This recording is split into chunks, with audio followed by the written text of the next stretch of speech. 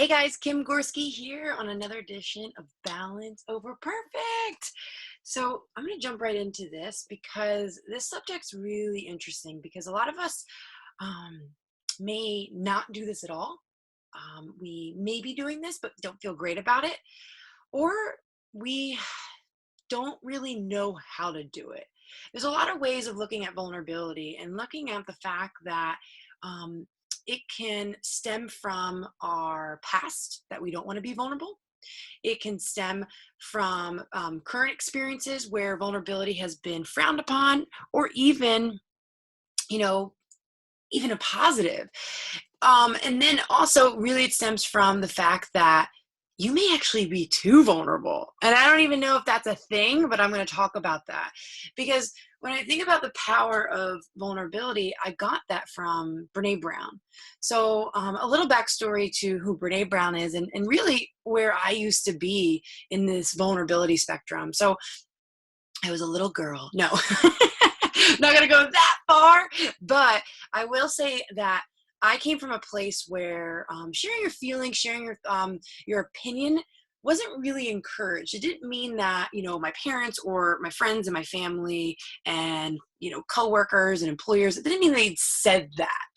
But when, I was vulnerable or I shared my true feelings or, I had true humility, we'll talk about that in a little bit.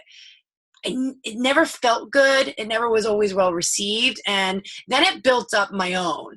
So what's interesting about that, we may have had past experiences that have, lessened our confidence. But as adults now, we got to take some responsibility for that. Like, I'm not going to sit here and say like, oh, my family and my coworkers and my employers, it's all their fault, pointing the finger, fists in the air. No, they may have done one, two, or many things that has made me felt that way, but I also kept that going. So in psychology, there is this thing called the confidence loop. And what I love about that loop is that the more you become competent at things, so you feel good about it, you've done something right, like you check something off a list and you're like, yes, I did it. The more confident you get. But there's also a negative loop. So let's put this in the context of vulnerability. The more vulnerable you are and the more you get knocked down, the less confident you will be. Like, no one actually likes to be vulnerable and get told that was too much.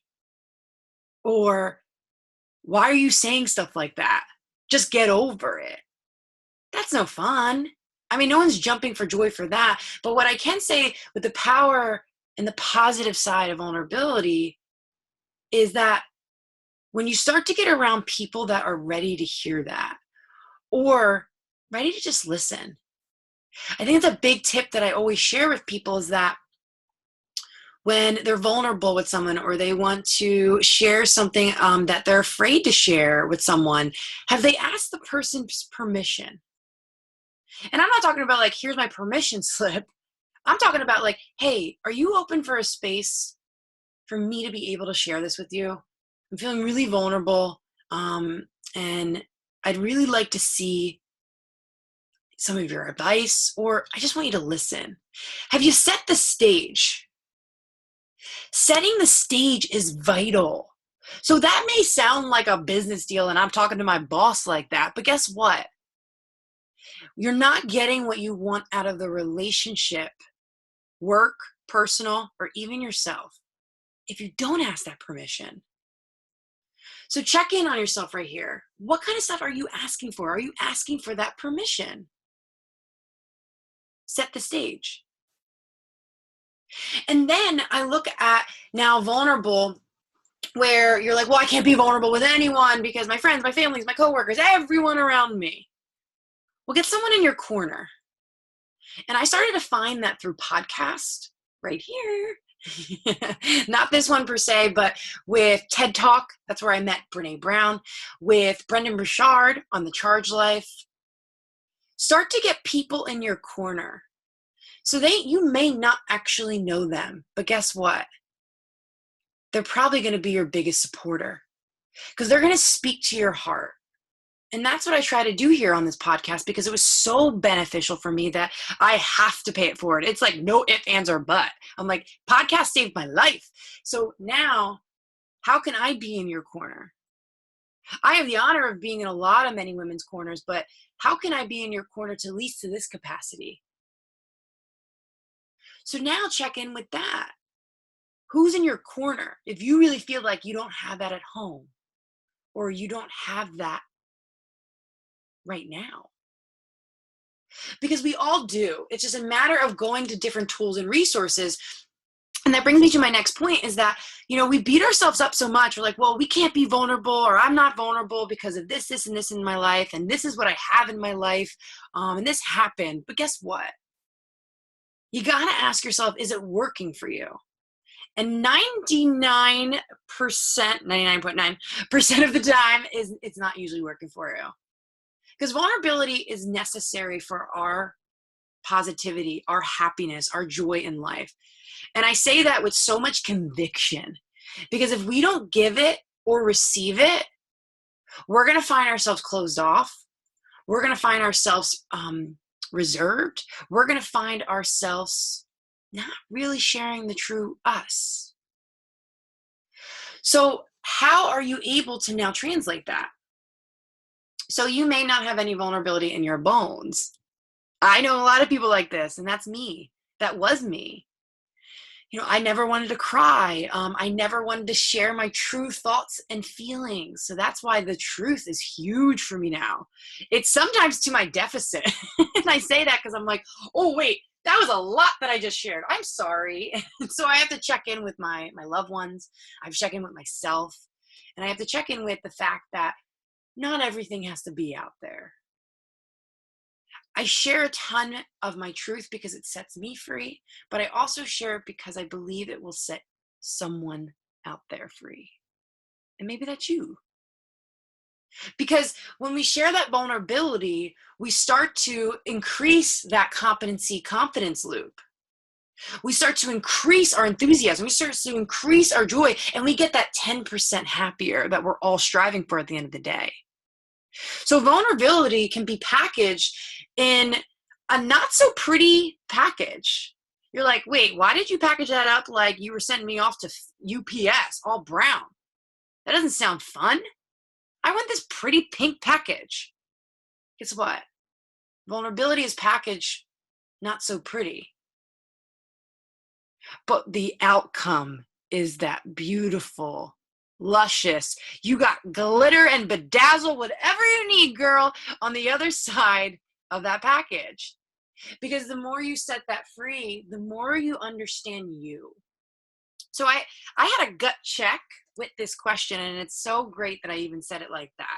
I had a gut check when I asked someone, trust your gut. And I was mentored on it, and I'm appreciative of it for it. And that's where I shared this humility.